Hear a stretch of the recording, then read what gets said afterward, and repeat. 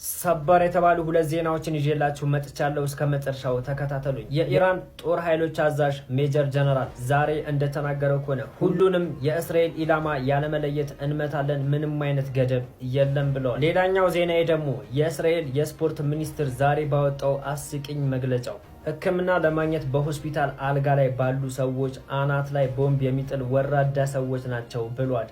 ይህንንም ያሉት ዛሬ ኢራን በሚሳኤሏ የእስራኤሉን አንድ ሆስፒታል በመምታቷ ነው። በነገራችን ላይ ዛሬ ኢራን የመታችው ሆስፒታል የወታደሮች መታከሚያ ነው። ወደ ጋዛ፣ ወደ መካከለኛው የተለያዩ ምስራቅ ሄዶ የሚዋጉ ወታደሮች ቆስለው መጥተው የሚታከሙበት ቦታና ካጠገቡ ደግሞ የወታደራዊ ይዞታ ያለበት ነው። ሲቀጥል ደግሞ እስራኤል በጋዛ ብዙ ሆስፒታሎችን፣ ብዙ መጠለያዎችን ስደበድብ ይሄ ቀን እንደሚመጣ ማወቅ ነበረባት። አላህ ለሁሉም ነገር በጊዜው መልስ ይሰጣል። በደንብ ሼር፣ ኮፒ ሊንክ፣ ሪፖስት እያደረጋችሁ አዳርሱት። አዳዲስ መረጃ ሲወጣ አደርሳችኋለሁ።